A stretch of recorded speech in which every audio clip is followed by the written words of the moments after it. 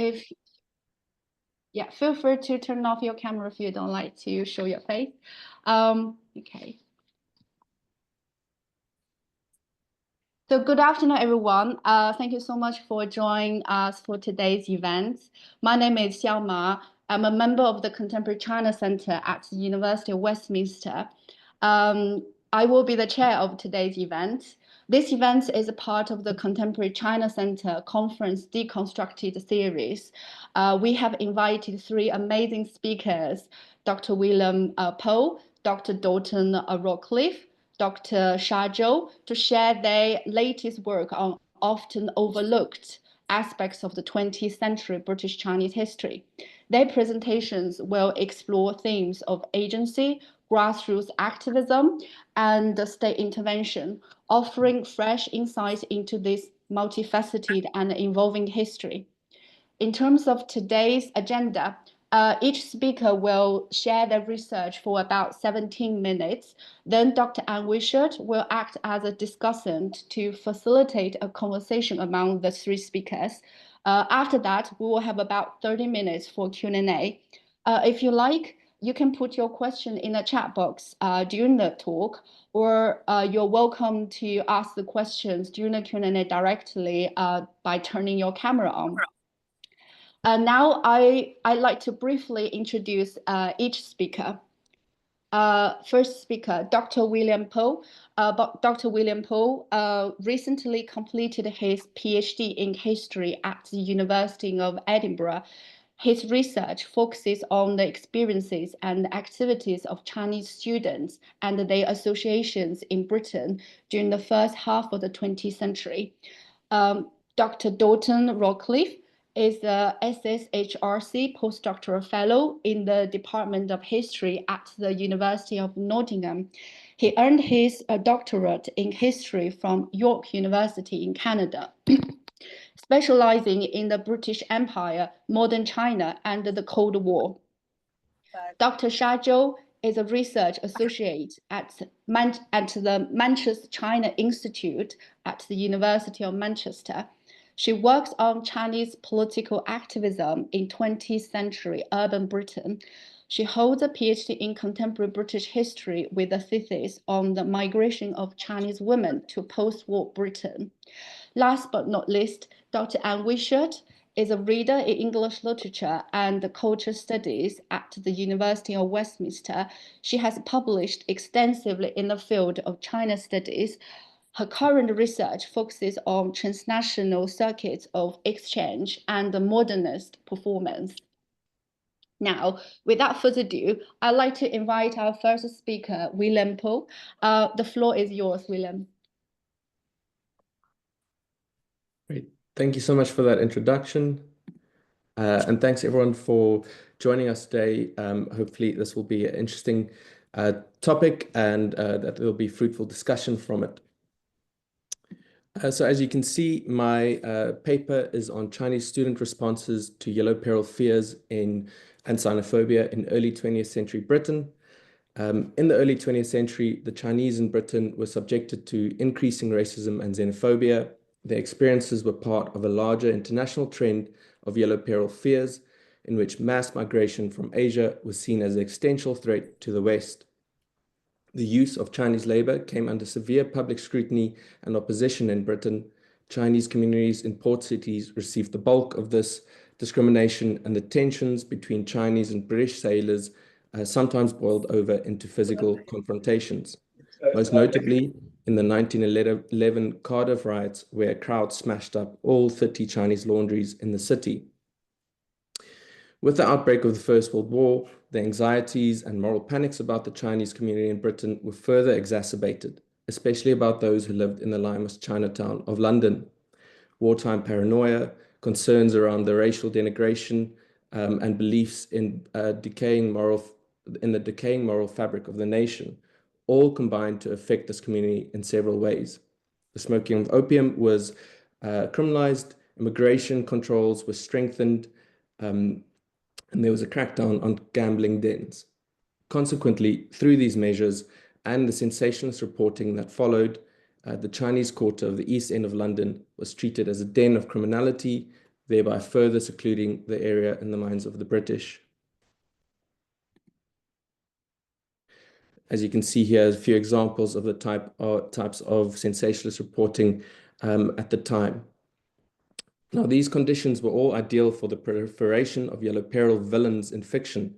While not the first of its kind, the character of Fu Manchu, a Chinese criminal mastermind, was first properly introduced in Sax Rohmer's The Mystery of Dr. Fu Manchu in 1913, and he soon became an extremely popular serialized figure in British literature.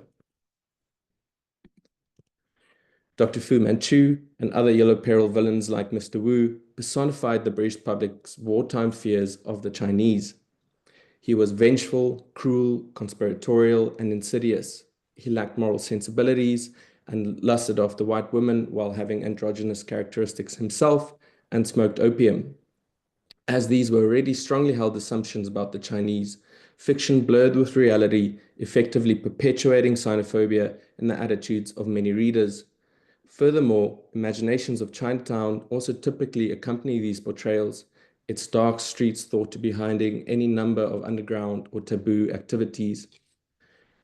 This heightened xenophobia towards the Chinese during and after the First World War has been thoroughly examined with authors such as Colin Holmes, Sasha Auerbach, John Seed, and Ross Foreman, focusing on the production, circulation, popularization, and ramifications of the racist discourses and stereotypes concerning the small resident Chinese community, particularly those in London.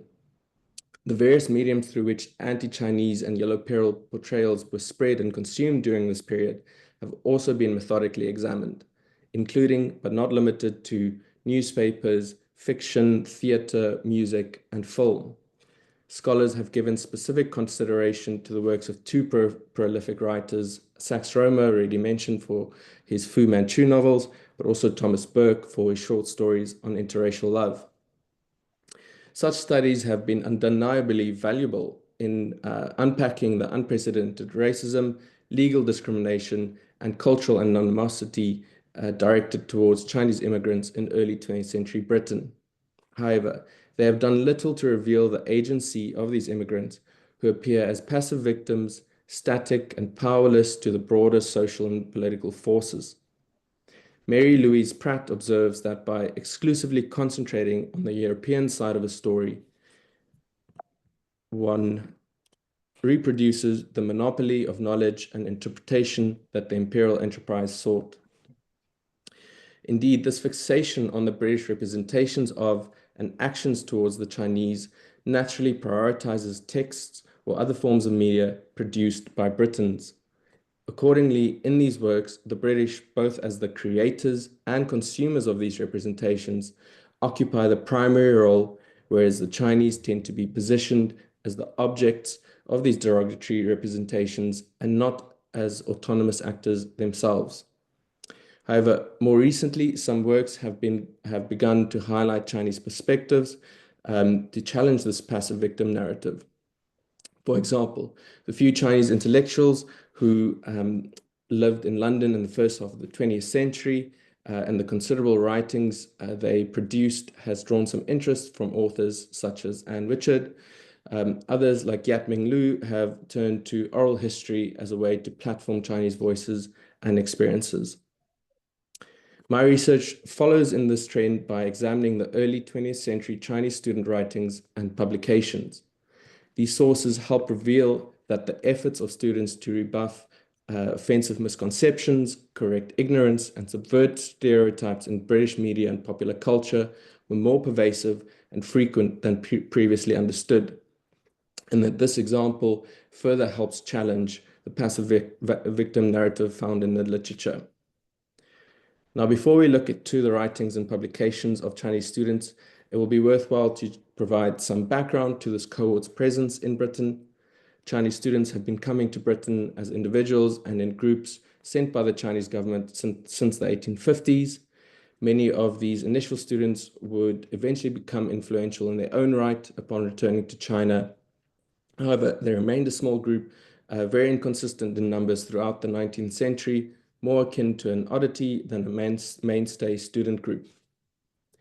The situation began to change at the start of the 20th century when more and more Chinese students chose to study abroad, particularly in the West and Japan. Increasing numbers meant that British universities began experiencing a visible presence of Chinese students, as well as seeing the formation of the first few Chinese student associations across the country. By 1911, there were around 300 Chinese students at English and Scottish universities, of which most were men, and about a tenth of the cohort were women. Here we have some examples of the different subjects that students studied. It ranged from medicine, law, economics, sciences, and more. They were a mix of private and government-funded students. They had diverse backgrounds. The Chinese cohort included students primarily from mainland China and Hong Kong, but also from the Straits Settlements and other diasporic Chinese communities. Now, this group of students and the associations became actively involved in challenging the pervasive xenophobia of the 1910s and 1920s, and there were a few instances of direct action being taken that has already been recorded in the literature. For example, in 1913, Chinese students in Britain wrote a letter to the Chinese minister in London urging a protest of the new stage play Mr. Wu, the plot being a Chinese father taking revenge on a British family for their son's mistreatment of his daughter. The students had taken offense to this portrayal of the villainous titular character and deemed the plot to be un-Chinese. They felt that the play had the potential to be taken as a truthful representation of modern China and modern Chinese people by the British public, and therefore would provoke prejudicial treatment of Chinese people living in the West. Other students also tried convincing the Chinese extras involved to boycott the show, but ultimately neither attempt had any significant success. The only changes the protest was able to ensure was the removal of 2 lines in the script. So you can see here. So these lines would have been particularly egregious to Chinese students as it connected their Western educated identity to the broader themes of yellow peril villainy. Another example of how students confronted xenophobia directly came years later in 1930. Here, the Edinburgh Chinese Students' Union protested against the showing of the yellow mask at the Edinburgh Picture House. The Honorary Secretary Cyrus R. Lee wrote in The Scotsman that it is astonishing to find that racial misunderstandings and prejudices so deeply rooted in people's minds should still be utilized in public entertainment. He implored the audiences of such films to think about how they would feel if British people were represented as simply those who commit murder, robbery, and all criminal actions. However, the students' effort to combat xenophobia were much more pervasive than these few instances of direct confrontation suggest. My research has uncovered that they primarily sought to combat yellow peril portrayals in the media and popular fiction through their own publications, whether it be journals, magazines, pamphlets, and other circulars produced by student associations. Here are some examples of the types of publications.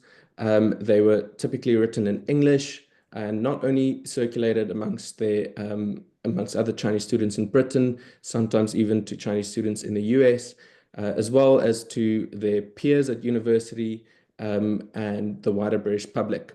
Upon first glance, these publications do not look significantly aimed at addressing xenophobia. They contain the type of themes you would expect in a student journal. For example, reports and political commentaries on significant news stories, updates on association events like annual dinners, conferences, and sporting competitions. They also often included pieces on less serious topics like humorous anecdotes of student life and serial stories, sometimes even featured poems and songs written by Chinese students. Despite their seemingly ordinary nature, however, these publications were still created for the purpose of countering yellow peril discourses.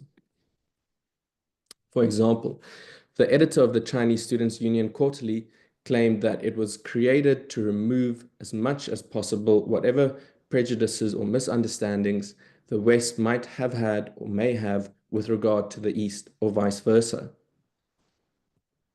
Additionally, the Chinese Student a magazine of the Edinburgh Chinese Student Union had a similar motivations to provide accurate representations of Chinese people and thereby dispel the stereotypes and derogatory portrayals of Chinese people in the cinema, the sensationalist novel, and propaganda literature. With that purpose in mind, it's easier to see the implicit messaging these student publications held. Unlike mainstream newspapers who focused on China's economic weakness, political instability, backward customs, and anti-foreign sentiments, these student journals alternatively highlighted positive, progressive, and modernizing changes happening in China by educating and updating their readers that such practices as opium use, foot binding, the wearing of the queue, which was a long braid at the back of the head, was no longer socially acceptable in China. These student journals were demystifying many of the common stereotypes of Chinese people found in popular culture, travelogues, missionary accounts, and news media. Furthermore, their curated content also downplayed reports of China as the aggressor and instead exposed Western intervention as the source of instability in the East. Implicit messaging also came in the form of their own creative and fictional content. An example is the serial story called English Days, found in publications of the Chinese Student Christian Union. Over a number of issues, this story followed the fictional experiences of a new Chinese student called Chan, first arriving in Britain. He encounters a colorful array of individuals in his journey to find accommodation, make friends, and pursue his studies.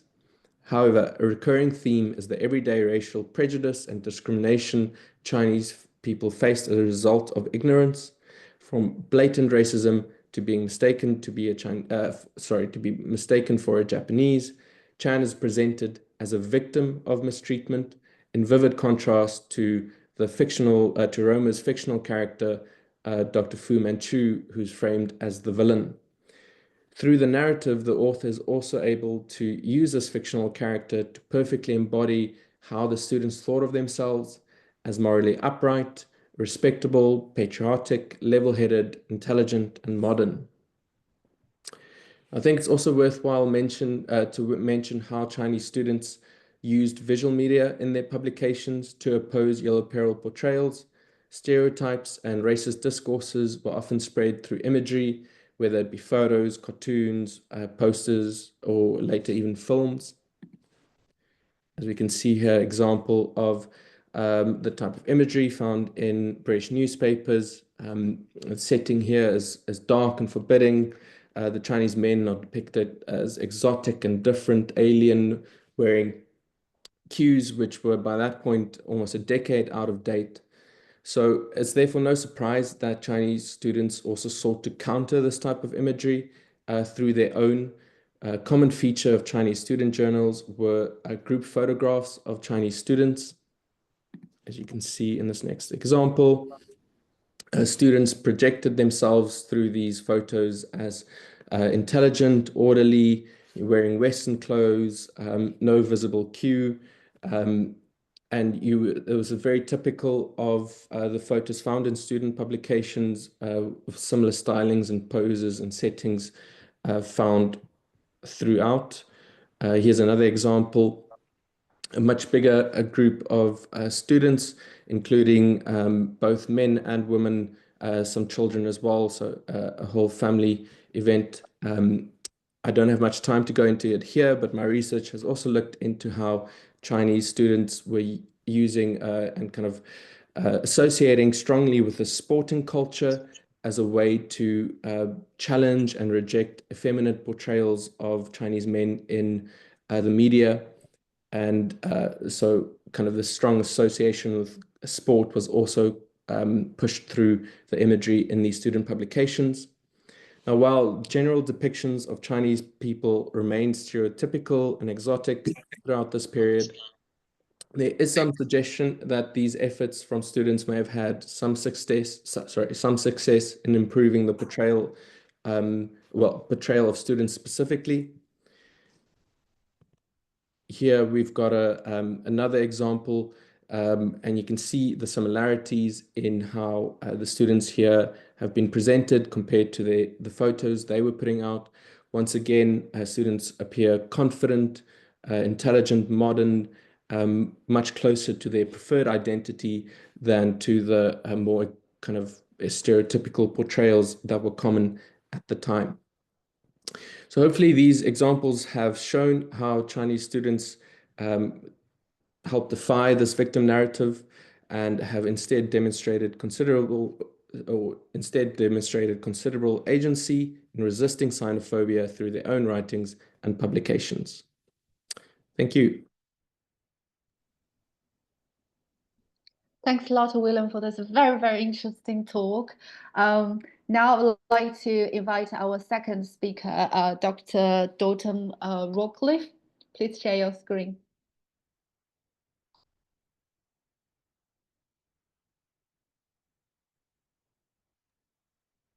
Perfect. All good? Yes. Okay. Thank you very much, everyone, for having me. It's really exciting to be here. This is kind of based on my abridged version of my upcoming work. So Unrest and Unity, based on the influence 67 riots and Cultural Revolution had on Britain's ethnic Chinese population.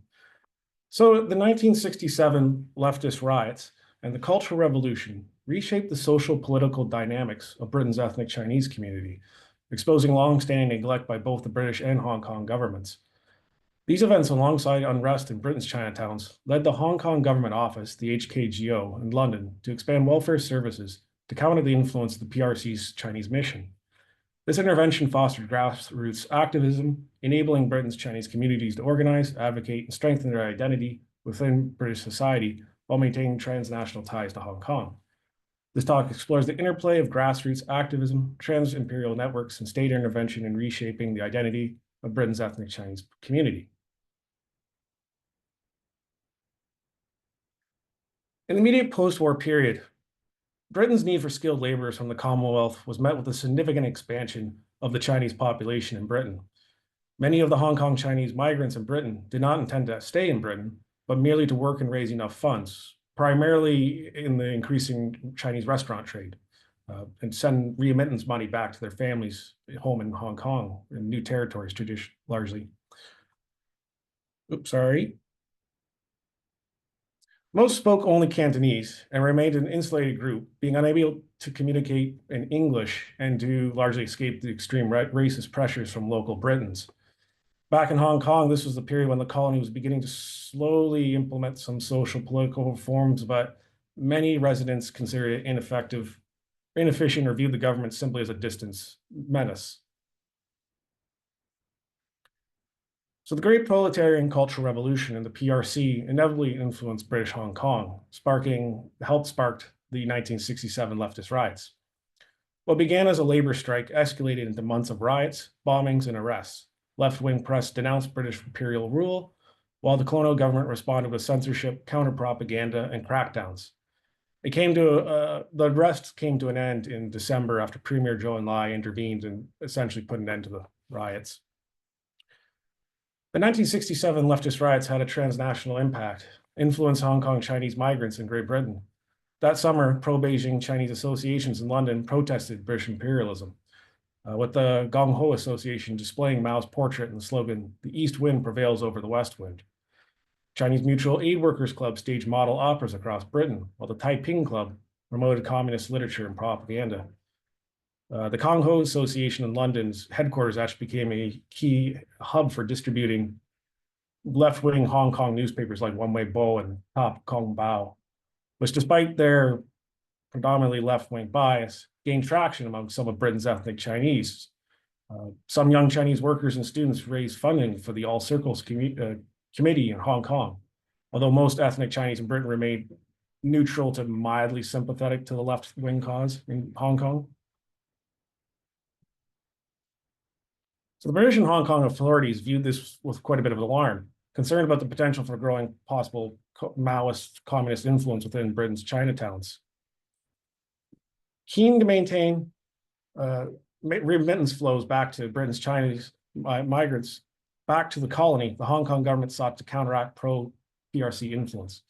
In late July 1967, Colonial Secretary Dickinson and District Commissioner Young initiated an investigation into Britain's ethnic Chinese community, aiming to maintain Hong Kong's immigrants' economic ties to the colony while discouraging political alignment with the Beijing.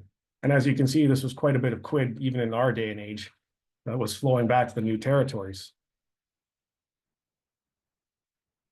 But David Lai, Assistant Secretary for Chinese Affairs, was tasked with assessing the political inclinations of Beijing's Chinese population and the effectiveness of the HKGO's operations. Lai surveyed from December 1967 to April 1968 estimated Britain's ethnic Chinese population to be roughly 30 to 35,000, with about 80 to 90% from Hong Kong. His findings highlighted the HKGO's limited capacity, insufficient outreach, underfunding, lack of coordination, revealing systemic neglect by both the British and Hong Kong authorities. Furthermore, Lai's survey found PRC-backed associations were popular not because of ideological commitment, but because they provided community centers, cultural programs, and social services, gaps that the British and Hong Kong governments had largely ignored. Pro-Beijing literature was funded and widely distributed, while British and Hong Kong government-backed materials struggled for readership. Additionally, the Hong Gok, New Territories representative body, conducted a tour of Britain's Chinatowns, identifying key grievances, including Britain's lack of support for Cantonese, education, especially for migrant children. So Lai's recommendation convinced the British and Hong Kong authorities that they needed to foster local leadership within Britain's Chinese communities, expand government services, and promote a sort of Hong Kong identity distinct from the mainland. So while it's more well known about the reform policies that were going on in Hong Kong, by the mid-1970s, the HKGO had achieved most of its reform objectives set out in the survey. The liaison office in London would be enhanced, and sub-offices were established in Liverpool, Manchester, Edinburgh, and Newcastle, significantly increasing the number of staff and annual budget to better service Britain's ethnic Chinese community.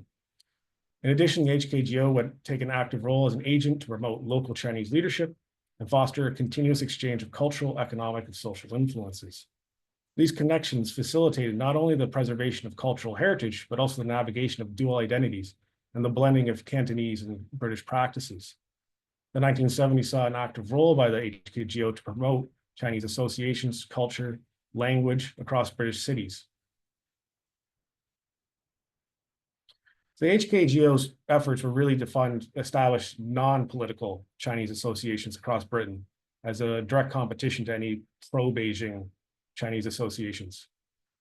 On the 22nd of February, 1970, the HKGO's administrative commissioner, I know a very long name, Michael Wright, witnessed the opening of the Chung Clan Association in London to an audience of over 300.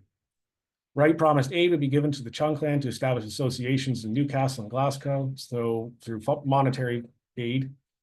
On the 27th of January 1971, he visited the opening of the premise of the Edinburgh Hong Kong Chinese Association alongside a number of city councillors. Likewise, the inauguration of Chinese associations in Middlesbrough in the Northeast were celebrated by senior staff of the HKGO. In 1976, the new administrative commissioner at this time was Kidd, met with Liverpool's Lord Mayor Raymond Crane, attended a ribbon cutting ceremony of the Merseyside Chinese Centre to help strengthen the tie and promote welfare among the Chinese community of Liverpool. In addition to aiding and founding of new Chinese associations across Britain, the HKGO provided aid to existing establishments, Chinese cultural activities, and news. Throughout the 1970s, the HKGO helped fund the Neighborhood Association, which was going to become a predecessor to the London Chinatown Chinese Association for their New Year's event on Gerrard Street. On the 8th of June, 1970, HKGO funded and attended the Dragon Boat event and dinner in London, organized by the Hong Kong Association. The HKGO's information section sought to counter the left-wing media by increasing its expenditure of, it was a little over £2,000 a month to distribute Cantonese films such as Roadshow, Hong Kong Style, and especially newspapers such as the Hong Kong News Digest and the Star, which was both in English and Chinese. Of course, these were from a more pro-colonial viewpoint to more neutral. So they were still trying to counteract more left-wing. Finally, the HKGOs provide Hong Kong Chinese films to venues that remain popular with, there's 262 shows arranged throughout just 1970 with audiences averaged about around 40, usually held at Chinese restaurants. Sometimes they would have hired halls that would hold roughly 400 as well. One of the most significant initiatives by the British and Hong Kong governments was their support for Chinese schools, providing funding, textbooks, and Cantonese lessons. Parents welcomed this as a means to maintain cultural and linguistic ties with Hong Kong and southern China. From just 7 Chinese supplementary schools in 1974, another 24 were established between 1975 and 79, with an additional 25 between 79 and 82, demonstrating both a growing Chinese student population and the HKGO's continued commitment. Finally, Britain's Chinatowns also support education in Hong Kong, raising over £20,000 in 1976 for a Kung Fai school. Sorry. Despite its limited economic or political utility, Cantonese was central to Hong Kong identity. The Chinese Chamber of Commerce in London, in collaboration with the HKGO, began to offer Cantonese classes in 1968, reaching 1,600 students by 1973. Certain restaurant owners also offered funding for languages in, say, Cantonese, Mandarin, and English as well, as sort of a community-based initiative. The Chun Yi Society of East London followed suit, funding classes via membership donations. While the HKGO never established a formal school itself, it played a crucial role in supporting the start of Cantonese language learning, and which helped to reinforce a sort of a Hong Kong identity in the community. So by the 1980s, I don't want to get too far into the 80s, the HKGO was transitioning its role, encouraging Britain's ethnic Chinese communities to take a greater ownership of their cultural initiatives. In 1985, London's Chinatown and the British government engaged with one another to bring about better conditions and prosperity to the whole of Chinatown. The LCCA, which was founded in 1978, developed and it helped to develop and expand Chinese businesses, and successfully petitioned Westminster Council to add Chinese street names as sort of a symbolic recognition of the community and their importance to British society. Likewise, the Neighborhood Association acquired funding for the original 3 arches built between 85 and 86 in the pagoda style. Of course, a newer gate was constructed in 2016. Again, this was important steps that recognize the significance and importance of Chinese community as an integral part of British society. So the HKGO continued to play a part in the affairs of the Chinese community until the 1990s, when its role began to diminish. The HKGO's liaison office outside London closed, and Chinese supplementary schools across Britain began to prepare for the end of the HKGO's funding, as the looming handover of Hong Kong was quickly approaching. In other areas of interest, the HKGO shed its function and responsibility, offloading them to the Chinese community centers and associations. As of July 1997, the HKGO was renamed to the Hong Kong Economic Trade Office, HKETO, and shed its consular functions and official support for the Chinese community, and instead is charged with the promotion of Hong Kong's economic and trade interests. Although it would still maintain some informal ties and sponsorships for Chinese associations across Great Britain. Today, the interests of Hong Kong residents in Britain are officially represented by the Chinese Embassy. However, the legacy of the HKGO's work remains in the promotion of the Cantonese identity, which in turn helped to foster the Hong Kong identity in ways the PRC may not have ever considered. So by 1970, it was clear that the London's Chinatown had changed. Kui Chu, the author of The Chinese in London, commented on how he was shocked by the development of Gerrard Street after his 4-year absence from 66 to 70. Britain's Chinatown sent newspapers, books, cookingware, music, foodstuffs, and over £2 million in remittance back to Hong Kong. Guanghua Bookshop, Tung Po Export Agency, both along Gerrard Street, profited from the sale of Hong Kong photograph albums, Cantonese pop records, children's books, and newspapers. The Chinese restaurant trade continued to flourish. Now, despite the restrictions of the Commonwealth immigration laws, which was a big factor, Hong Kong Chinese migrants continued to access Britain through Chinese restaurant sponsorships. However, the British and Hong Kong governments catered to the ethnic Chinese community specific Cantonese language helped to foster that distinct Hong Kong identity in both the Chinese communities in Britain and Hong Kong. It was quoted by a Chinese witness who observed that the native residents of the new territories, cold-shouldered in the 50s, became the darlings of the 70s and the 80s. So the HKGO's expanded role in Britain in the 1970s significantly bolstered the support and integration of ethnic Chinese community by addressing commercial policies, facilitating individual aid, fostering community associations, enhancing public student relations, and promote Cantonese language learning. As such, these efforts not only help to promote a strong Hong Kong identity, but also to help to really deep in an effort to promote more cultural than political grievances in the community. This comprehensive approach taken by the HKGO turned this period laid a solid foundation for the well-supported and resilient ethnic Chinese community in Britain. Despite the political challenges for Hong Kong residents and the ethnic Chinese community in Britain, during the Sino-British talks over the future of the colony, the 1980s would be a period in which further integration and develop the Hong Kong identity as an essential element of British culture. So ultimately, the HKGO's intervention laid the foundation for Britain's Chinese communities to develop self-sustaining institutions. While the HKGO itself faded from relevance after 1997, the cultural and social structures it supported continue to define Britain's Chinatowns to this day. Thank you very much. Thanks a lot, Dalton. Thanks so much. Our last speaker is Dr. Sha Zhou. Sha, the floor is yours.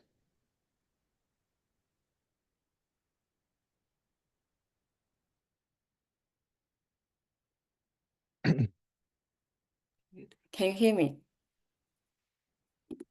Can you hear me okay? Yes, yes. Thank you so much. Thank you for the invitation and also to hearing to other speakers. So my topic today is around unraveling apolitical Chinese. It's particularly focusing on this report the Chinese community in Britain published in 1985 and how the community responded to it. So as researchers, we came across this report in one way or another, and I feel that when we are dealing with it or citing it in our work, the context of its production and its short and long-term impact are not investigated.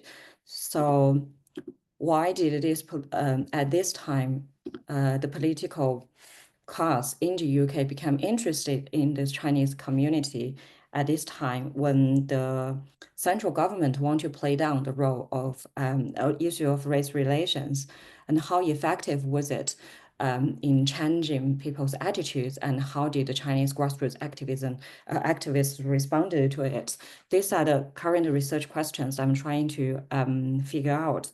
But when I'm writing this abstract, I was too ambitious to think that I will be able to give a very comprehensive assessment of this report. So today, my talk will mainly focus on how Chinese women from the community responded to this Home Affairs Committee report. And I want to bring this gender perspective on agency and Chinese grassroots activism to this panel.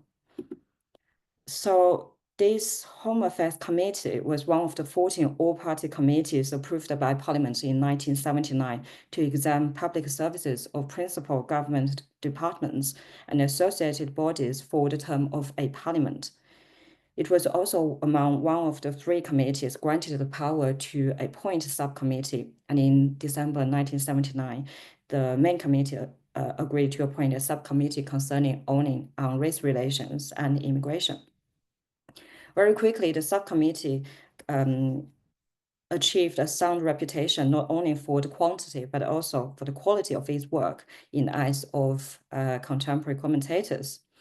Their inquiries were based on abundant evidence received from individuals and organizations outside the government, and many resulting reports required a formal government reply. Like the main committee, the subcommittee took evidence from witnesses in public sessions, inviting written submissions, preparing the chairman's draft report, and holding sessions to discuss whether to amend it or not. But as a subcommittee report, once it's agreed among its members, it will be submitted to the main committee for review. But members of the main committee really sought amendments as generally only the subcommittee members had seen the evidence, so the report was really the work of the 5 subcommittee members. And to prevent its recommendations being discarded, they undertook follow-up inquiries, commonly holding scrutiny or evidence-taking sessions with ministers and their officials. So before the inquiry of the Chinese, the subcommittee had already published reports on other ethnic minority groups, such as one on Indian subcontinent immigrants in 1982. The inquiry of the Chinese community was announced in early 1983, but with the dissolution of the parliament in May, it was resumed only in the following February. Chaired by John Wheeler, Conservative MP of Westminster North, evidence gathering taken in 4 ways.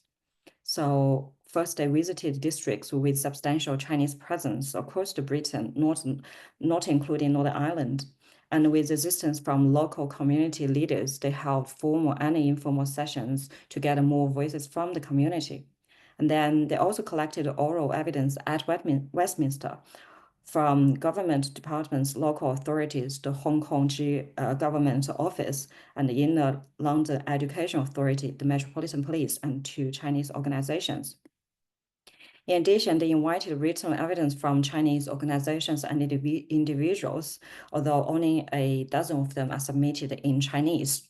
And finally, members visited Hong Kong in June 1984 to better understand the strong link between Hong Kong and the then Chinese community in Britain and the shift of the long-term settlement in Britain of people from Hong Kong here.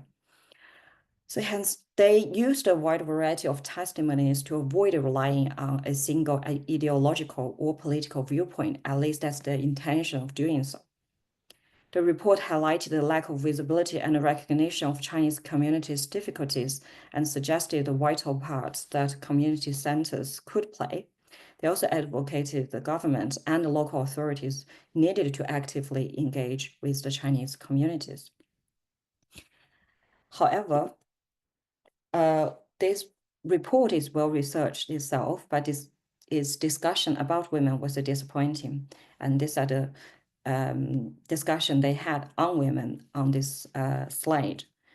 So this was the first time a British state document revealed Chinese women's lacking command of English and subsequent social isolation, worsened by separation from their husband and extended family. The author suggested providing structural support, as highlighted in yellow in this part, for establishing more Chinese community centers with capacities for women's social groups, English classes, and childcare facilities. But its final note here, we need to bear in mind that Chinese women was not reiterated in its list of 77 recommendations at the end of the report, and this omission was immediately pointed out by community activists. Also, we can see from these 2 paragraphs that the authors assumed all Chinese women at this point lived in isolation as working-class housewives. Considering that the subcommittee did sought abundant evidence from the community, this assumption implies that sound knowledge of women's complex and diverse everyday experiences was lacking within the community, not to mention addressing their needs. So, after the report came out, a Soho-based Chinese Information and Advice Center, some representatives are here today, they are already involved in the investigation process and felt it was urgent to respond swiftly with the conference to express a collective view on the report and to open up a dialogue with both the local and the central government. After approaching the Great London Council Ethnic Minorities Unit, led by Trinidad-born half-Chinese Anzo Wang, CIAC held a conference at Cornwall Hall, London on 30th of March.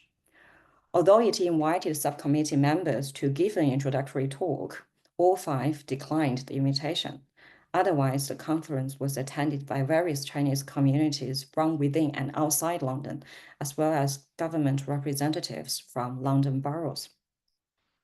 At the conference, CIA's chairperson Chong Si-myung and development worker Jabs Lam, both here today, shared a statement pointing out, among other issues, the report was based on evidence mostly in English and submitted by community leaders, prominent businessmen, and professionals, but these people only represented a very disproportionate small layer of the Chinese community. And concerning women, the statement goes, the report has consigned women in the Chinese community to 2 paragraphs under the heading of other matters. The report acknowledges some of the issues, and then it cited some of the highlighted points, yet no recommendations were put forward. Exact wording of this critique also appeared in its pamphlet, The Chinese Community in Britain, the Home Affairs Committee report, in context, published by Runnymede Trust a year later in 1986, authored by Anne Dummet and Jenny Law. But so far, I haven't found out whether this was brought up first by the feminist activists within the CIAC, or that it's more like a collective work on this statement. 4 months later, after the conference, the government published its reply to the HAC report in July 1985, concerning women only in a recommendation for assessing Chinese elderly, replied by the Department of Health and Social Security, mentioned the existence of a Chinese women's group in Compton. And the government echoed a subcommittee's perception that women's issues were not important. But was it like to be a Chinese woman at this point? A substantial number of them arrived as dependents or brides of Chinese settlers and migrant workers, and many of them, as pointed by the report, stayed at home caring for children. But many others undertook paid or unpaid works in ethnic businesses, such as laundries and later restaurants and takeaways. And they scattered in British cities and towns.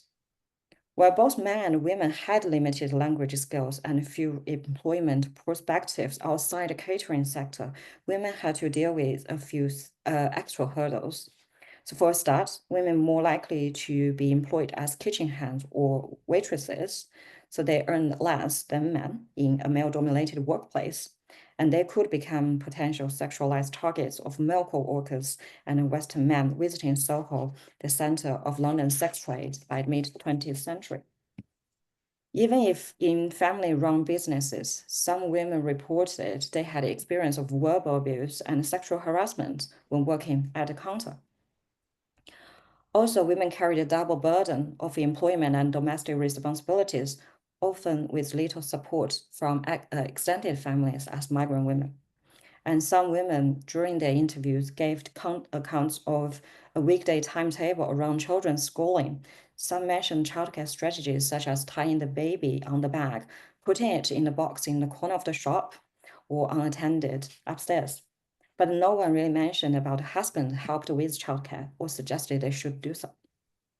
So the cost of childcare and little support prevented women from working outside, and the language barrier further limited their mobility, as pointed by the report. But this phenomenon was not unnoticed in media. The Guardian in 1977 reported this, but it just didn't raise enough public or state attention.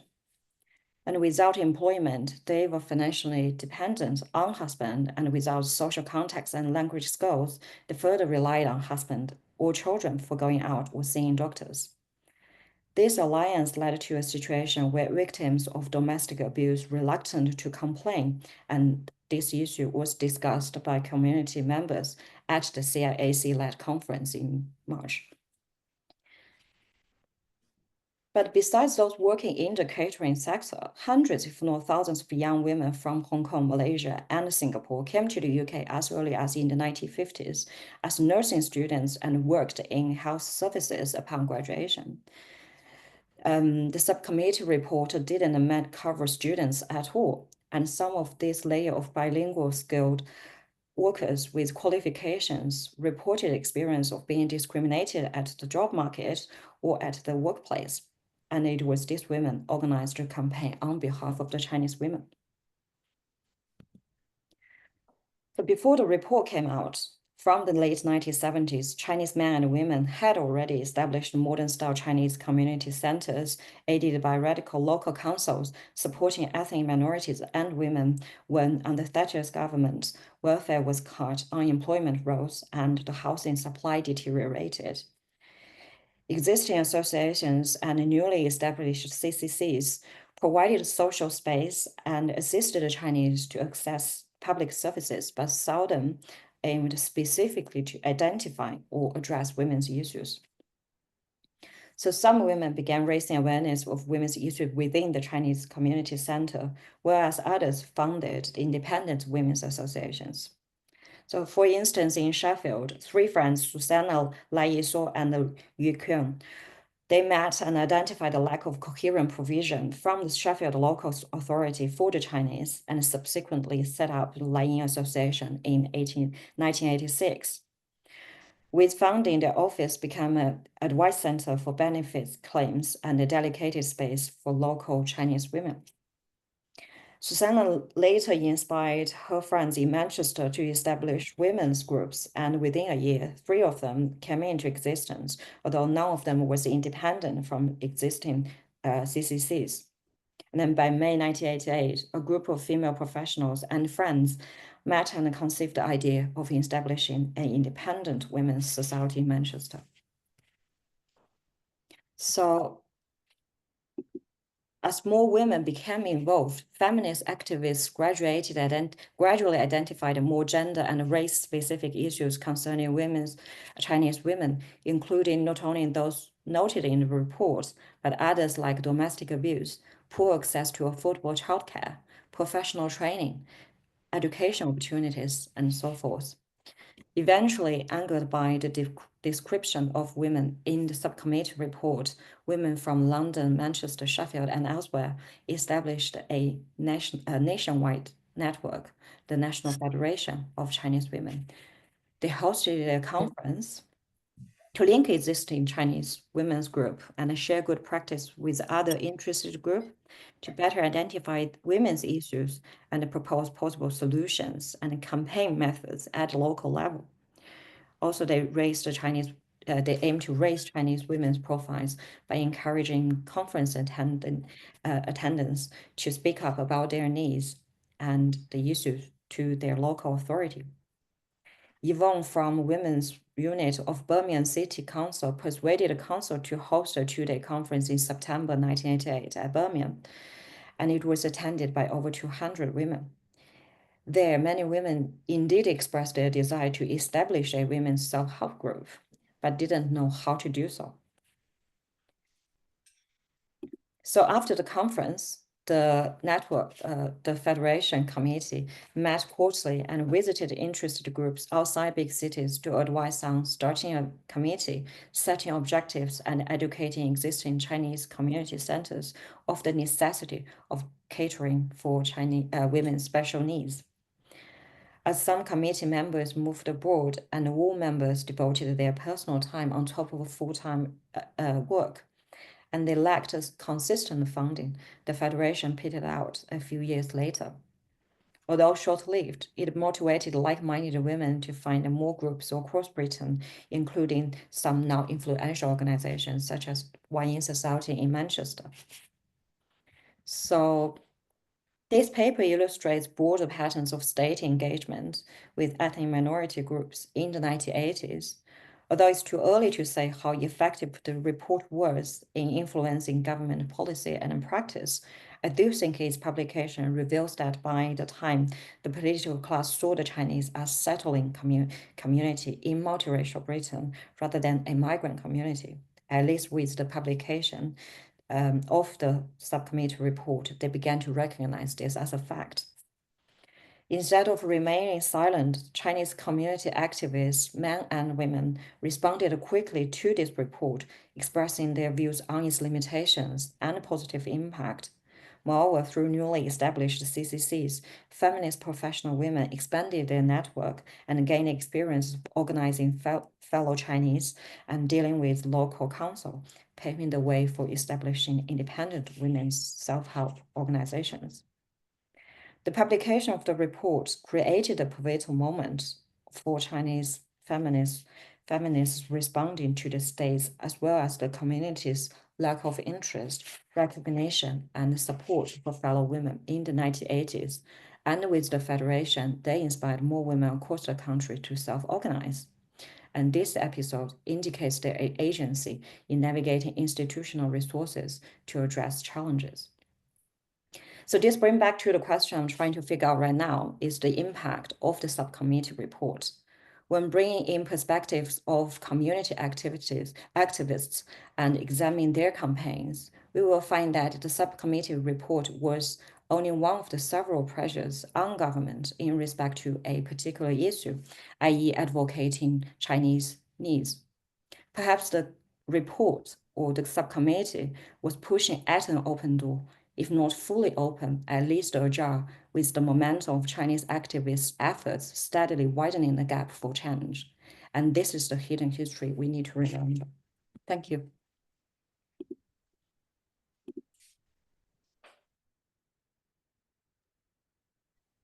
Thank you so much, Isha. That was fascinating. Thank you so much.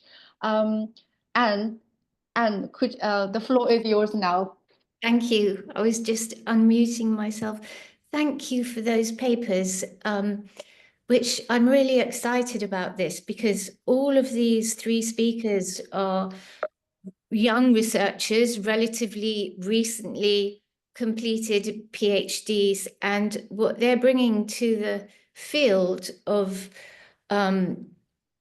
Chinese British history is quite remarkable. They've really opened it up in ways which, as Willem said at the beginning of his paper, is completely changing the perspective, which was really an outside focused in perspective that didn't really allow for Chinese voices very much at all. And so what we're seeing here is the remarkable excavations that Willem has done on unearthing these documents relating to the Chinese student presence across the 20th century.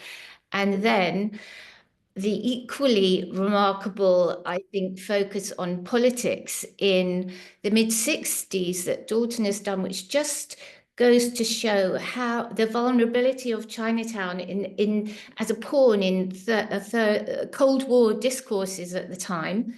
And then most recently, Shah's work on women's activities, which really struck a bell with me because my own involvement in this area of study came in the 1980s in my own involvement with one of those community centres in Chinatown. And that's where I first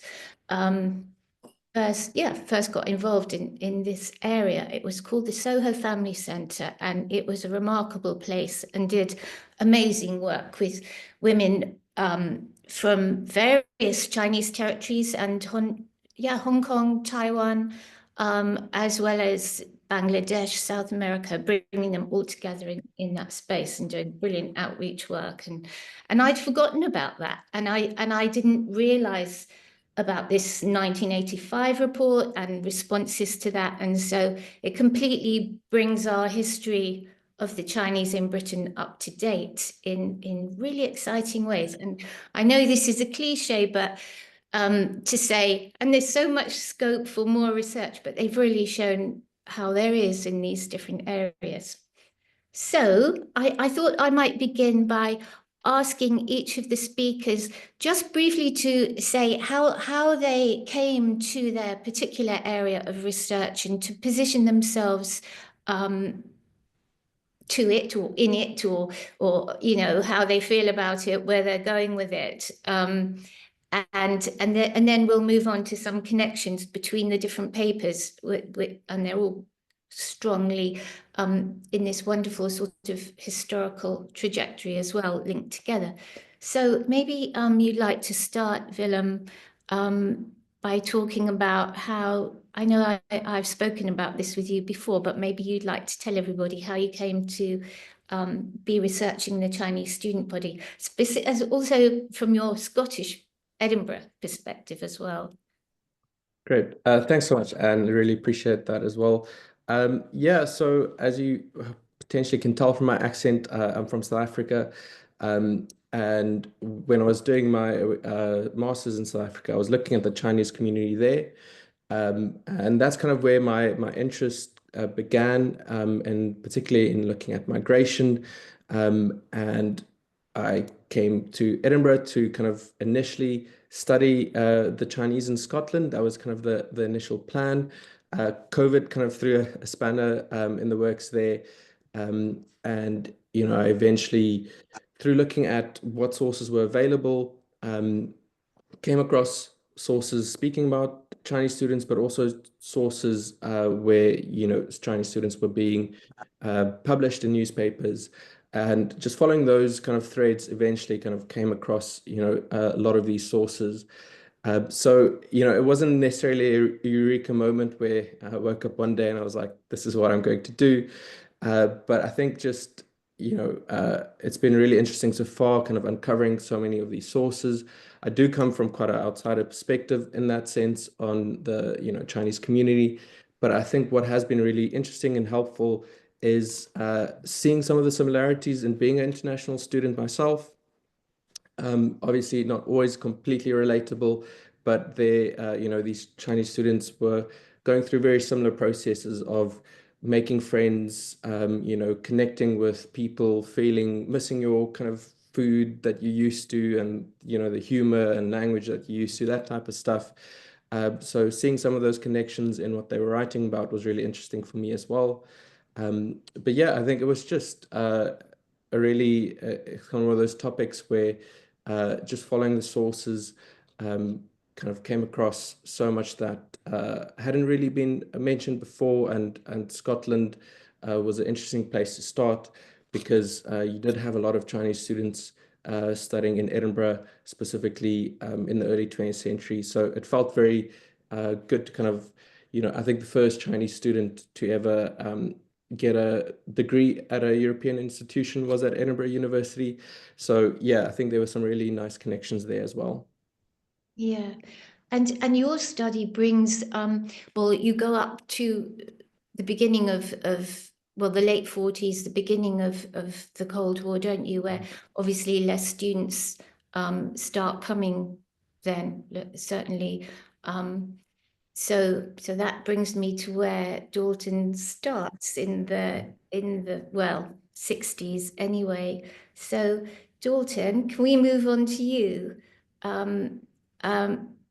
And ask you about, I think the way that you're coming from a political angle sort of really explodes lots of our ideas about the quietness of quietness in terms of political activity of the Chinese in Britain. It completely explodes that idea, doesn't it? Yes, it does. I'm from, well, from my accent, you can tell I'm from Canada. So in Toronto area, we also have a very large Hong Kong diaspora as well. So very important community.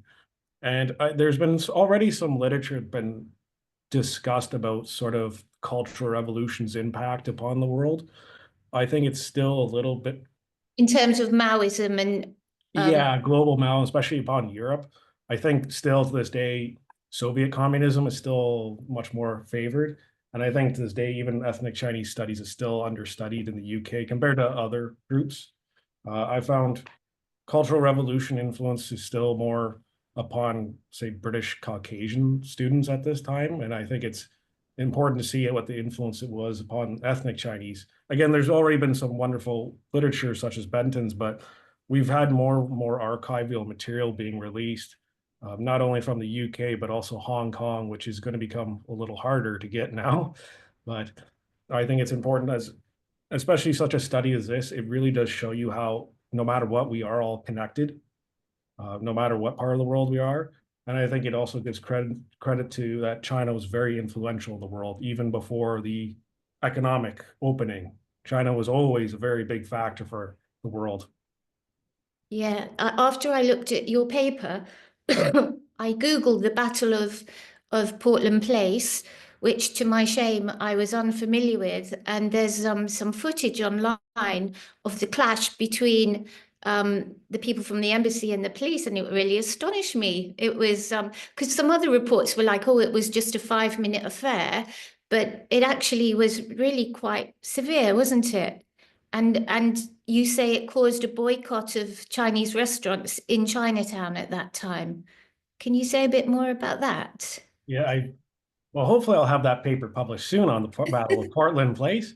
But Yeah. it was explosion. What happened, what was going on in the mainland. British mission had been burnt. Tempers were flaring. The British, I should say, actually, the London Metropolitan Police and Special Branch have been watching over the Chinese mission, kind of as a restriction. Eventually, the Chinese staff, these were just junior members. Most senior members have been recalled back to the mainland to be, well, to really prove how red they were. Some were quite prosecuted. So this was an excellent opportunity to demonstrate such an event. There were some British Maoists, which is just the fringe end of the left, that kind of got involved as well. But all of a sudden, it became quite the fist fight. You saw weapons as well. It was actually a brief but very bloody event. And as that video shows you, the staff members are singing "The East is Red," shaking the little red book. Yeah. After they were arrested, British were singing "Rule Britannia," Britannia Yeah. Rule the Waves. So then that's when, unfortunately, a boycott, which was, it may have been stemmed from a little bit more than just politics or the Cold War, but probably I think some racism was also.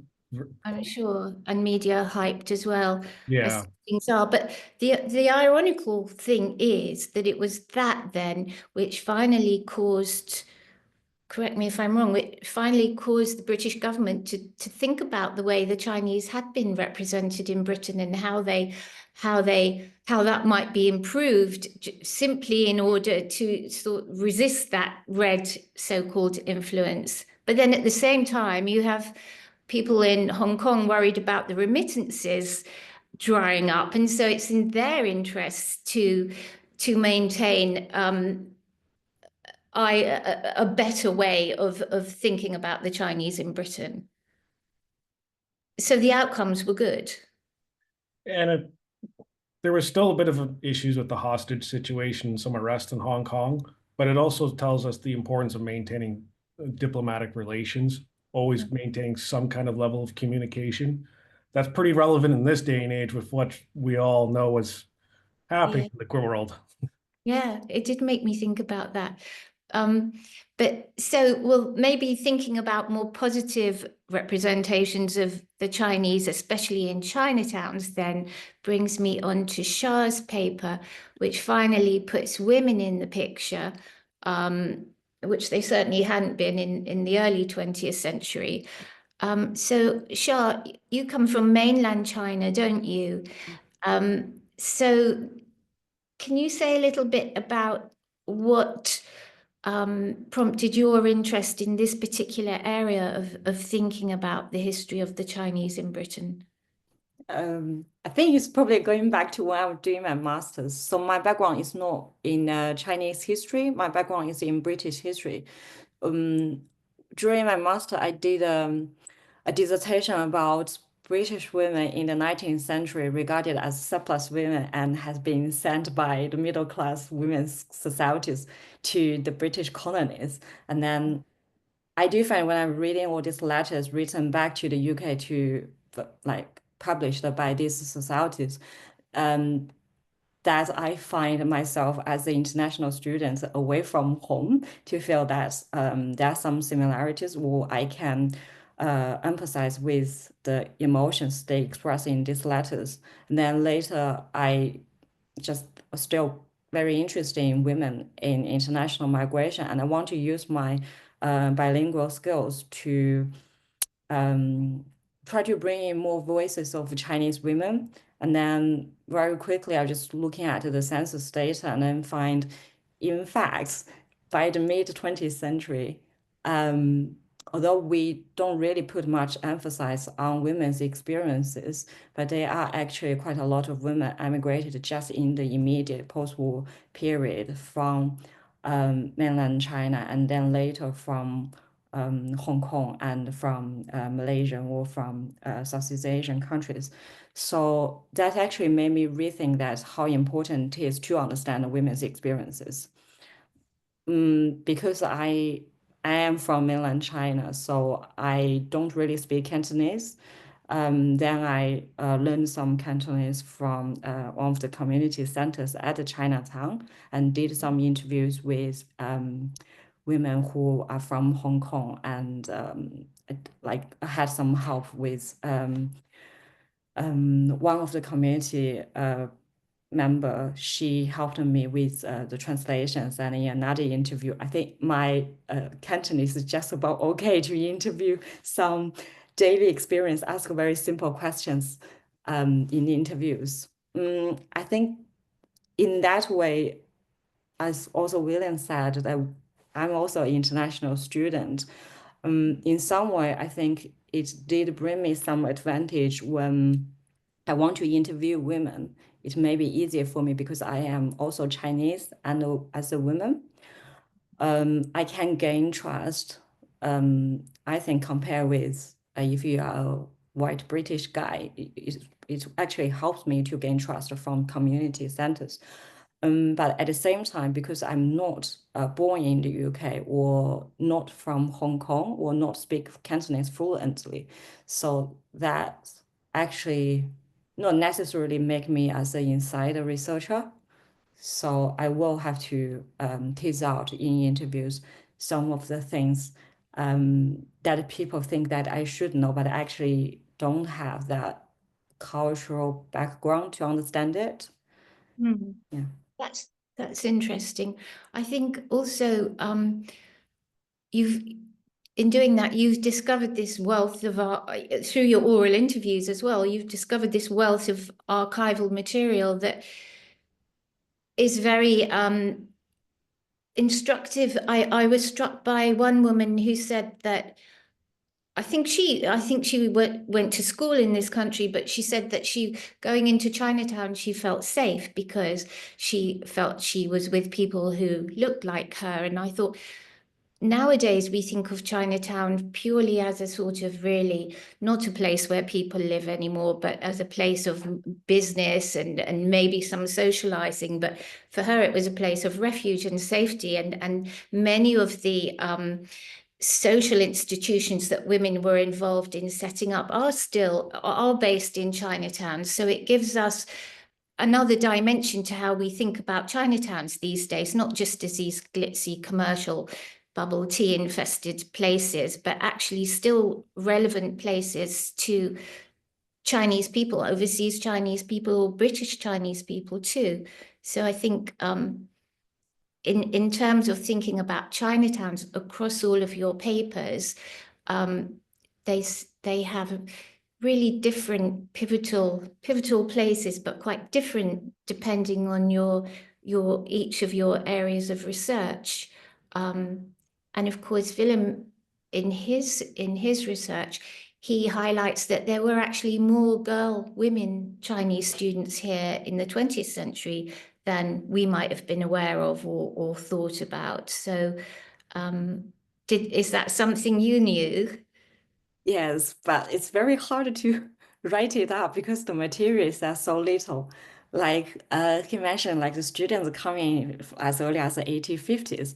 I find in the like British newspapers, there are British families advertising for a traveling ama. It's a bit like Indian ayahs to Yes. travel between UK and East. So they need someone to look after baby on the way.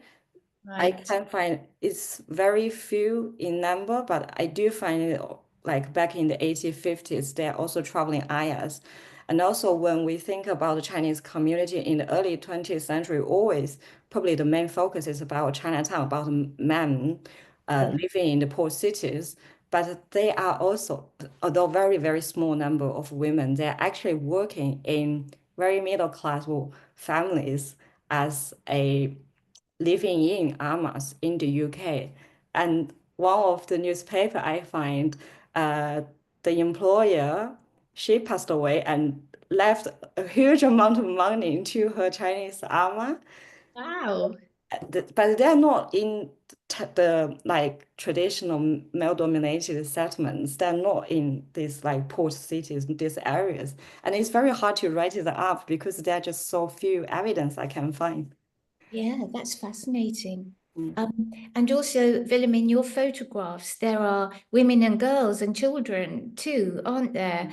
Which makes you think, oh, so were their families of the students that came with them? Or could you say a little bit more about that? Yeah, it definitely seems like, particularly some of the older students would have had wives and children that would have come along. Whether the children, I mean, I guess some of them could have been born um, while they were in Britain or could have come with them from China. I think the majority were typically single men who would, come over for a few years of study and then go back pretty immediately to China, especially the government-funded students didn't really have much flexibility in that. But you do hear few cases as well of Chinese students marrying a local British woman as well, and very few cases as well of, Chinese students somehow staying on longer than their studies. But I think the majority would have come here for a time and then left quite soon after their studies. Yeah, and I'll just say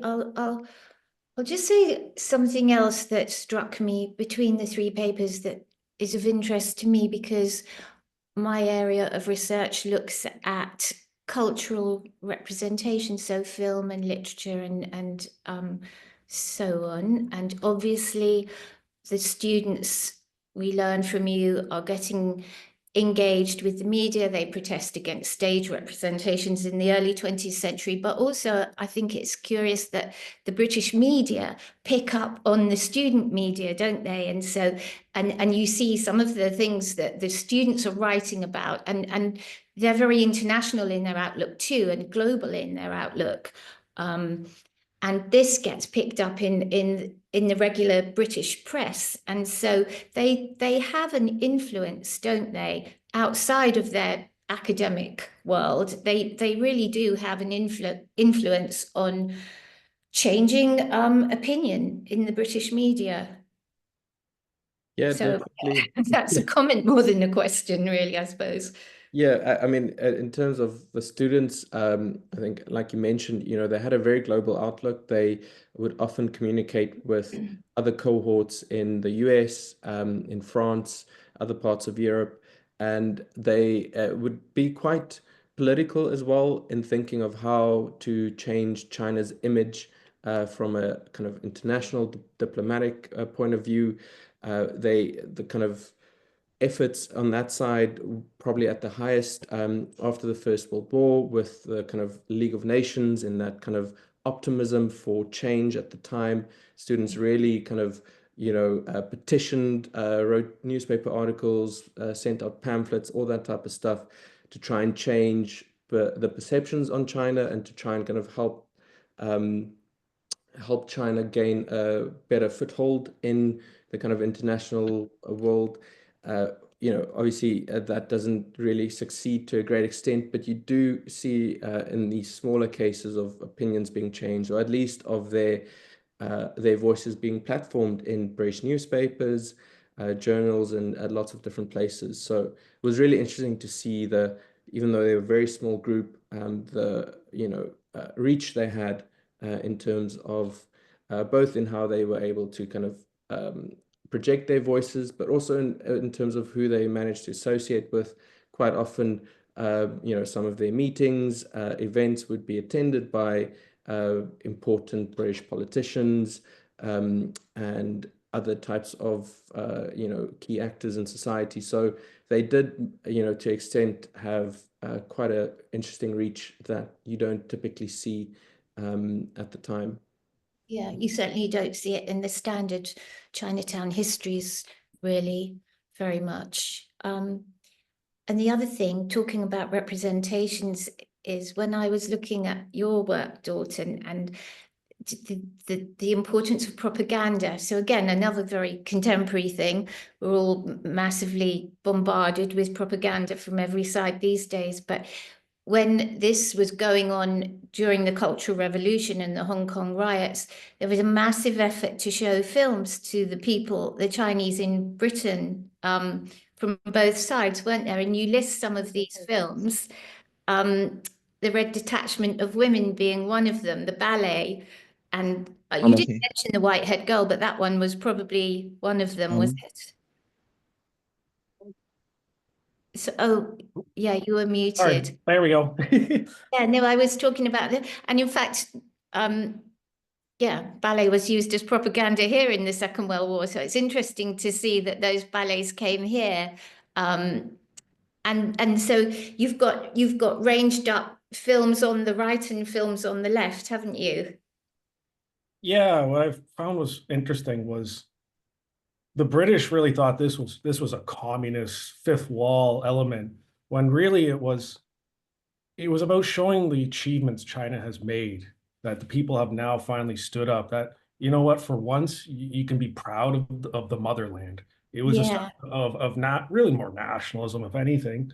And I think on the other side, the British really tried to depoliticize elements, trying to we'll calm down, let's celebrate culture and language and art.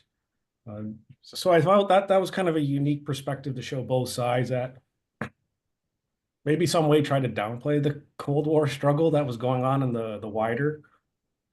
Do you think so? It would be interesting to have a screening of those films, wouldn't it? I did once go. There was a Cold War exhibition at the V&A, I think, quite a few years ago, and on one wall they had a big American movie, and on the other one a big Chinese movie, that were both trying to show the greatness of each of their nations at that period and their technological achievements and so on. And it made me think of that too. But again, you know, focused on this small group of Chinese in Britain and how pivotal influencing them was at that time in terms of more global or international politics. So once again, their presence is always more important than the numbers might account for. I realize that I've come to probably the time when I should address some of the questions in the chat here, chat box or whatever it is. So maybe I'll do that first. Shall I do that, Shalma? And then maybe open it up to people who might want to comment or ask questions. Perfect. Thank you so much. And I think we got like about 3 questions in the chat box. The first one is from Jeff. Jeff, Yes. are you still here? Do you want to ask the question directly? Should I just read it? Maybe I can just read it. I will read the first one and maybe you read the second one. So Jeff's question is, I think it's to William, were UK campuses back then more tolerant than the wider society? What sources can evidence the difference or similarities in that? Beyond the Chinese student activists, did activists of other demographics support countering the yellow peril narrative? Great, thanks, Jeff. Yeah, so those questions are quite interesting. The UK campuses, obviously, it's quite hard to make a definitive statement whether they were more tolerant or not. I think you do every now and then see students writing about just some of the beliefs of their peers that was quite similar to the kind of typical ignorant portrayals of China. So, you know, you do get a sense that they were facing ignorance on campus. But there's a few other interesting elements to consider. Especially in Scotland, you had the Sino-Scottish Society, first formed in Glasgow, and then different branches popped up in Edinburgh and Aberdeen as well. These were societies, university societies that were dual membership and were meant to try and foster relations between Chinese students and their British peers. I think there was also an Anglo-Chinese society in Cambridge as well around the similar time. So you had some of these efforts to kind of include Chinese students that were pretty popular at the time. Another example perhaps is in the 1930s, there was a color bar in Edinburgh specifically where lots of Indian, Chinese, African students were being barred from social establishments. And you see a pushback from these societies that the Chinese Student Society, those type of places, but you also do see the student body, the SRC of the university, pushing back against these types of practices.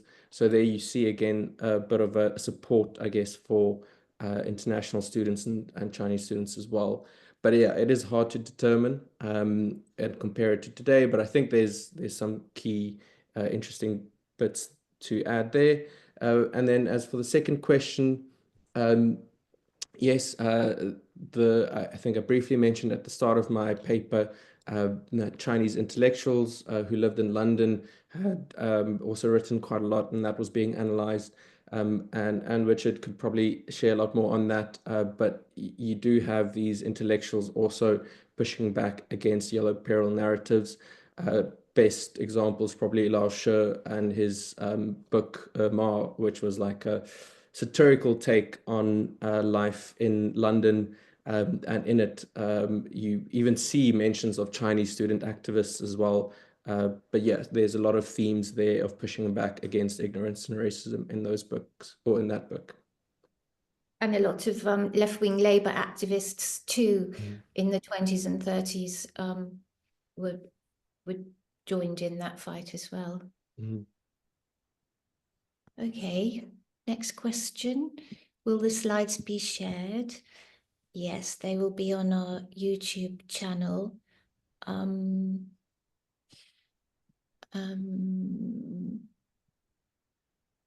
Here's a question for Shah. Are there digital copies of the Home Affairs Committee and, oh, she's answered it already, and the CIAC conference reports online? Yes, they're in the Parliamentary Library.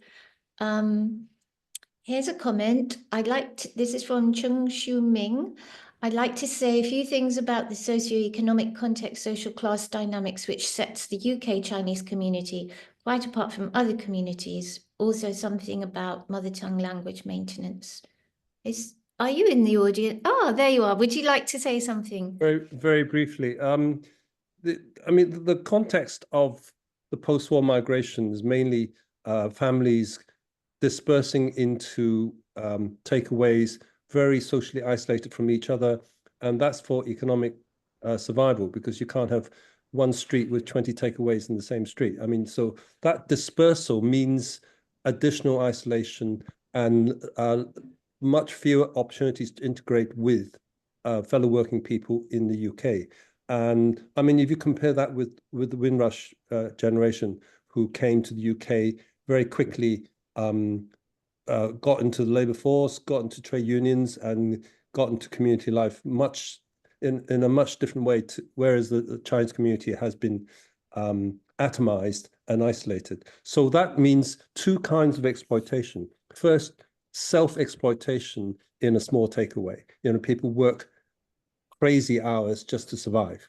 The other kind of exploitation, which came later, is that the larger restaurant owners started to employ their own clan people, but very often did not pay the taxes, did not pay the national insurance, didn't look after their health needs, and so on and so on. So that kind of internal exploiting people of your own community was very, very unpleasant. And that element is very important to address. I think it probably still goes on now. As for mother tongue maintenance, as many of you realize that most of the people from Hong Kong speak either Cantonese or Hakka or another language, and Chinese is conceptually Chinese as a single language doesn't quite fit the multilingual reality of Chinese as a language family. So the maintenance of Cantonese after 97 has been very difficult in UK for kids, because the Hong Kong government office no longer provide Hong Kong-based primary school textbooks. The emphasis on many of the community schools has switched over to Putonghua, and there isn't any resource to build up Cantonese curriculum resources to enable young children to maintain the mother tongue, and that is an existing challenge that I think we have to face. Yeah. Yeah, I think Dalton, you were talking about the impetus to maintain a Hong Kong identity in the 1960s, which probably isn't there anymore. So that's probably behind that, or certainly why the lack of support would be there anymore. Yeah, we should remember that Chinese are a very diverse people as well, in terms of ethnic and language as well.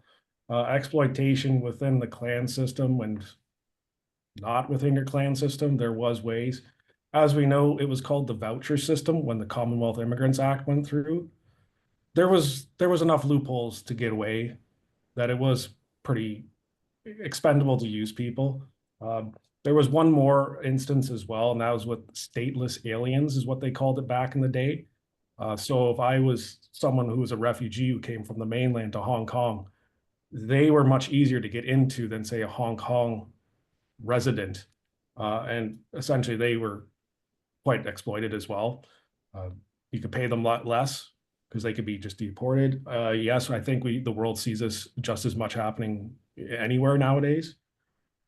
Cantonese, yes, a lot of, even Canada, like we're facing a lot of pressure to really click it over to Mandarin, all road signs. A lot of younger people themselves say just Mandarin is much more, to put it pretty crudely, more useful in terms of, say, business and work and international relations. So again, I think it is a global phenomenon that to really fight for the Cantonese kind of identity. Yeah. Well, thank you very much for that comment. I'll move on to the next one. Is Jabez Lam here? Yeah, well, I think to start with, let me deal with the question about the Home Affairs Committee report. I have a copy here. If anyone want a copy, can contact me and I can send them. And I think the comment I put is about the interaction and the impact of the bread struggle to the Chinese community. And I think yes, the history of the grassroots activism of the Chinese community is very much overlooked. There's very little literature or information around for people. And first of all, with low criticism to the speakers earlier, I think there has been a over exaggeration of the role of the Hong Kong Government Office or the Home Affairs Committee report to the growth of the Chinese Community Center to the country.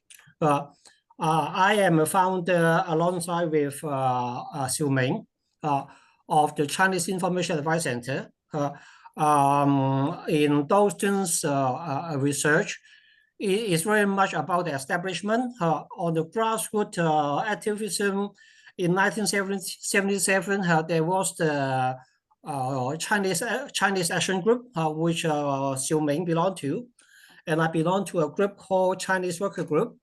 Both on the grassroots are supporting Chinese community in accessing services. Both are not supported by Hong Kong government offices, and it is a merge of the Chinese Action Group and Chinese Workers Group to become the Chinese Information and Advice Center. And of Xiao's mention about the Home Affairs Committee report was in 1985. In fact, the blooming of Chinese Community Center was before 1985. They will benefit from the Scarman report, which is a result of the bread uprising. Bread youth uprising resulted in the Thatcher government call for public inquiry. Why bread people, despite they're so poor, they have to take what they call riot, burn their own community, and start the Scarman report. The Scarman inquiry did not acknowledge institutional racism, but it does acknowledge discrimination. And as a result, one of the recommendations of the Scarman report is that the government should listen to minority voice.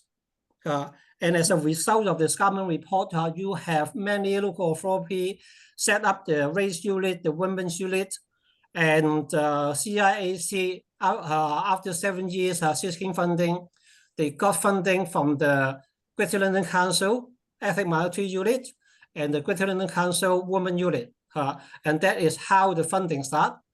Funding started in 1980. I think CIAC is the third Chinese center in the country, receiving government funding to support grassroots people in ethnic service.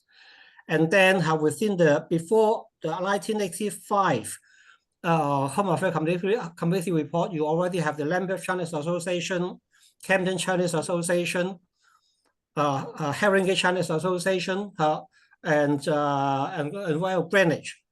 So all these are before the 85 Home Affairs report. No credit I would give to the Home Affairs report to the establishment of Chinese Center. I think all these Chinese centers are really benefit from the bread struggle. That I remember I used that. The Scarman report went to GLC, went to Haringey, went to Islington, went to Newham, used the same argument and found all the Chinese association in those areas. So I have found 5 Chinese centers in 1980s. Everyone said, "Oh, James must be very brilliant," and I always say that no, it's not me. It is just I just benefit from the bread struggle that I can. They already established the principle, and I armed with the Scarman report to go to this authority. So the Chinese community, all the black community of their struggle, and we really need to acknowledge that. And I hope that there's more study, more research about the Chinese community here. We are not in isolation. The lacking of interaction of the lived experience of this country, which is what I found most of the study about Chinese community are very more inward looking or look at the institution relation with them. So I think that is an area that we all need to look at. I can go on and on and on, but just one more point is the bread struggle of the Stephen report is also another bread struggle that the Chinese community benefit greatly from. Right. So the black struggle in the early 60s was something that really prompted and made a template for this kind of community reaction. It makes me think of Claude Mackay, actually, back in when I spoke about left activism being involved in anti-yellow peril discourse. The Black poet Claude Mackay was very much involved in that movement as well. And obviously it has a higher profile in the USA than here, perhaps because of little research, but that seems to be getting done now, which is amazing. So, okay, the other comments are talking about copies of the CIAC report, which seems to be available to be shared. So that's good. Are there any more questions from anybody in? And I think there's one more question in the chat box from, forgive my pronunciation, Job School. Are you still here? Do you want to ask the question directly or should I read it?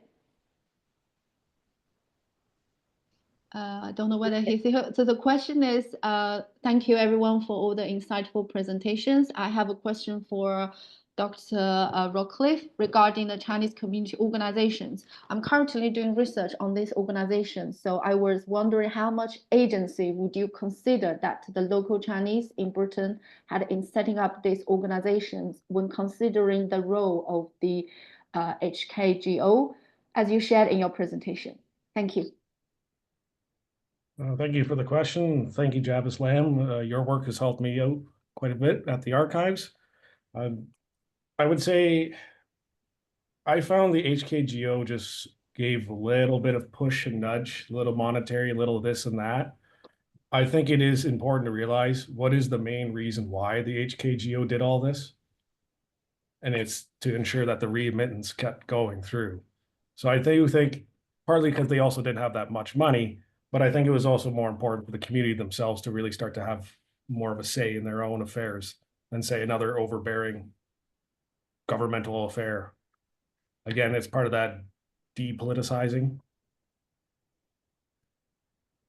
Hope that answers.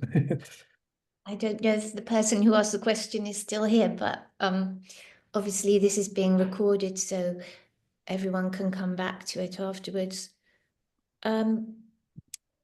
Okay, that is the last one in the chat, I think. Oh, and Jarvis has made another comment. Yeah. I just have a factual correction for Sha Chao.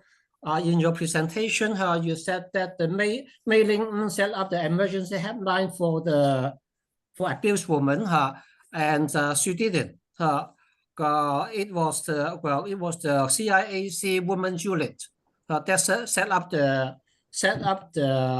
emergency helpline. The one who actually set them up was the women project worker Linda Tou, alongside with Wai Ha Lam and Siu Wai Lam. So the three of them are the core in setting that up. Mei Ling is just at that time was a committee member of HCCS. So she, the most you can claim is a co-founder, and it definitely is not set up by her. And I would also suggest you, if you want to looking at the women's activism under the HCC, under the CIAC Women Project work, with the following the established emergency helpline. In actual fact, they got funding to establish the Chinese Women Refuge, which been exists for a few years. I think that part of history is completely forgotten as well. And the refuge, unfortunately, after a few years, was also closed. So that's an area I think worth to look at. Thank you. Thank you for the suggestion. Yes, I tried to contact Pauline, and she declined my invitation for interview. But she, I think in November Pauline Shao. Sorry. Yeah, Pauline Shao. Yeah. Yes. Yeah. She as well. Yeah. Yeah. She actually was there in another conference in November, and I have a friend. She is actually researching in particular of the women's refuge. And Pauline that just mentioned, she started it and also received support from Chinese men, the Lions, it is the Lions Club, Chinese Lion Dancing Club. She did mention that, but she declined my invitation for having an interview.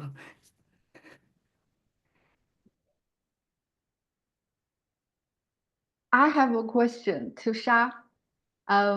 So in our previous chat, Sha, you mentioned something, you came across something in your research that you found that people define activism differently.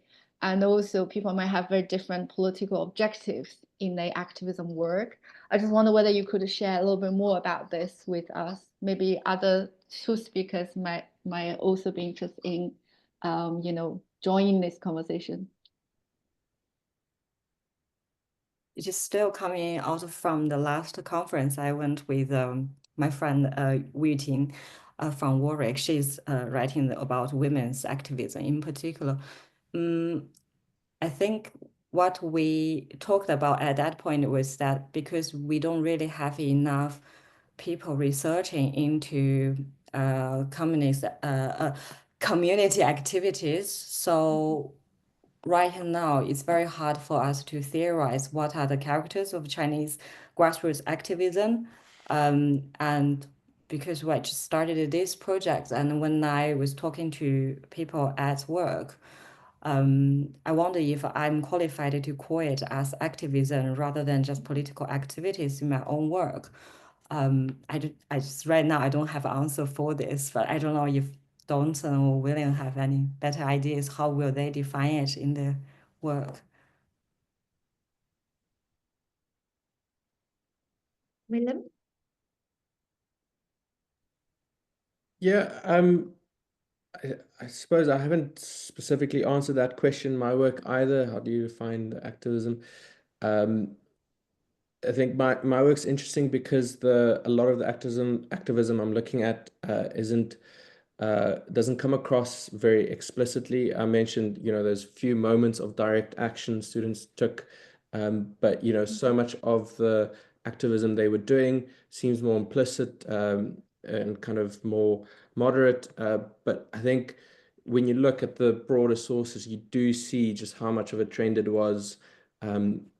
And how they were intentionally pushing, certain buttons. I think it is interesting to then think about what were the conditions they were writing in. Government students would have had a precarious position, I guess, in terms of their position, status, and ability to stay in the country. So I think knowing there was a lot of agency in this activism in terms of knowing how far, when to push, when to perhaps not kind of state something explicitly and maybe just push through more implicit messaging. So I think it is something hard to define, and I think perhaps sometimes the category or the things that fall under activism is actually broader than we expect. Dalton? Oh, I'm not quite sure I can add much more to that, but I do know, especially for Hong Kong students, come the 80s, it became much harder to actually get into the UK. With Britain's entry into the EEC, it actually became much more difficult for students.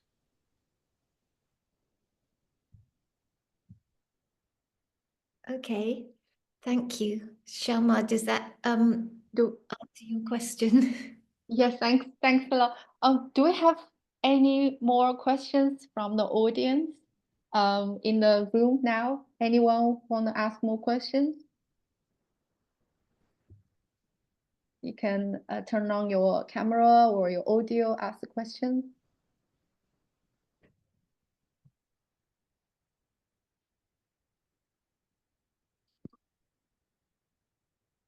Seems not. Because do you have questions for each other?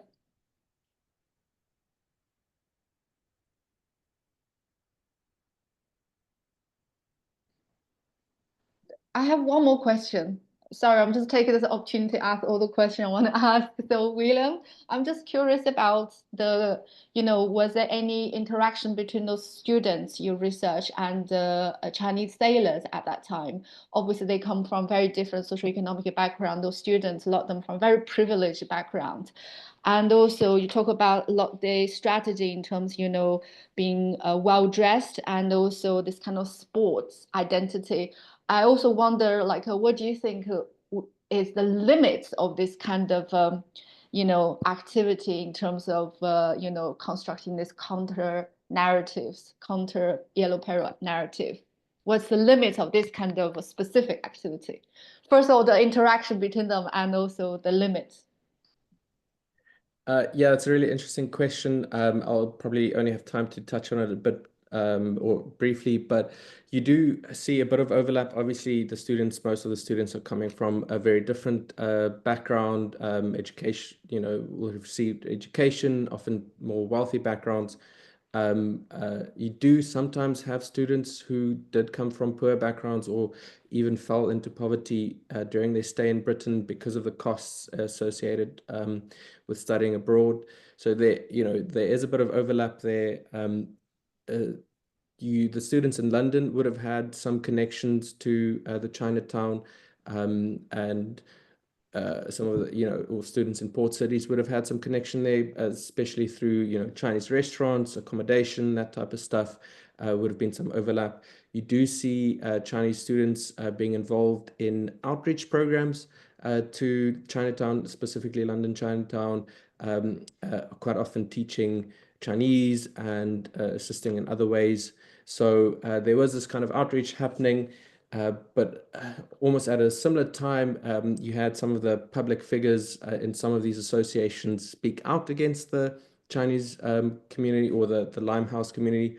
because they were the targets of the very specific targets of these discourses. You had, some student leaders come out and say things like, they're not wanted in this country. We want them to be sent back to China. So you do have the kind of two extremes existing at very similar times, which I found really interesting.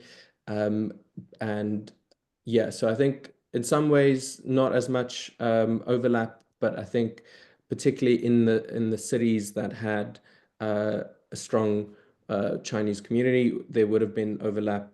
But a student perhaps in a small university town would have had less opportunity, if that makes sense. And then to your second question about the sporting identity, I think that's a very interesting question. It is hard to know how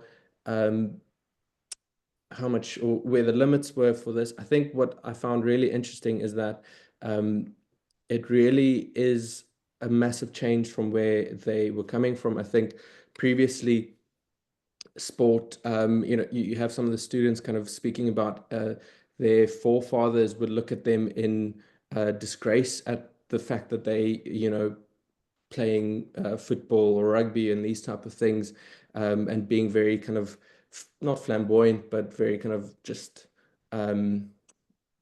just kind of out there and masculine and like projecting all those kind of imageries. And you do see a really strong, from various different sides of the Chinese student group, people being invested. These type of student conferences would almost always have a sports day. They would be organizing weekly sports activities between associations. They would even like the different international student associations would be playing sport together. So it really was something they committed to quite strongly. But yeah, I think in the sense of how far that type of activism got them, it does feel like it's something, perhaps some people who, as I mentioned, the readership did sometimes go beyond Chinese students themselves, would have been would have seen those images. But I think to an extent as well, it was something they were doing for themselves. You do see them really kind of taking on that sporting culture and spirit fervently. So yeah, it wasn't, just, I think that's not what determined the success for them. It was just something they really got stuck in, which I found really, really interesting. Thank you. That's so interesting. Jebus, did you put your hands on? Can I interact on that question? Is that in the 20s, it's also two other group of Chinese activism in London or in Europe. One group is that Chinese Siemens had the first strike to demand for equal pay. So there is a very organized the Siemens class struggle, and that the other side is also that in the turn of 1990, after the May 4th and 1920s, there's another group of students that are sent by the government to Europe and this group of students laid the foundation of the Chinese Communist Party. Many of them are turned to become socialists and has formed I think it's called Chinese European Youth Socialist League. Many of them will return to China, either join the Communist Party or become and some even took part in the first meeting of Chinese Communist Party. So in terms of activism, like Xiuming said earlier, there is a class base, and I think the study from William is looking at, as you said, that many of those are of a more privileged background. That their activism is how to get themselves become acceptance in their circle and to to project a so-called modernized, whether you call it gentlemanly or ladyly image to counter that. And very often the struggle at the grassroots level, whether the seaman or the embryonic form of the Chinese socialist movement is the other spectrum of their struggle. Thank you so much, Jabez. That's really, really insightful. Yeah. Any one more questions? We have 1 minute left. We have a time for just one last question. Anyone?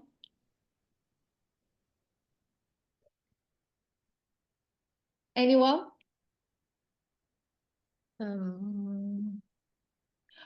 If there's no more question, I'd like to take this opportunity to say a big thank you to all our 3 speakers and our discussants. Thank you so much for sharing your fascinating research, and thank you everyone for coming today. Thank you for sharing your experience, sharing your thoughts, and thank you for the energy, and thank you for all this, this information and the different perspective you shared. I think this is ongoing conversation, and I'm looking forward to meeting you all again in a different setting and continue this conversation. And lastly, I'd like to also take this opportunity to share with you our next panel discussion is on 26th of March, organized by the Contemporary China Center, which is called The New Chinese Migrants in Southeast Asia, Partnerships, Engagement, and Fault Lines. And I just put the link in this chat box, and you're all welcome to join this event online. Thank you so much. We will share the recording to our share this recording on our YouTube channel. It's called Contemporary China Center YouTube channel. Thanks again. And thank you, Xiaoma, for organizing. Thank you, and thanks everyone for your time and energy. Bye-bye.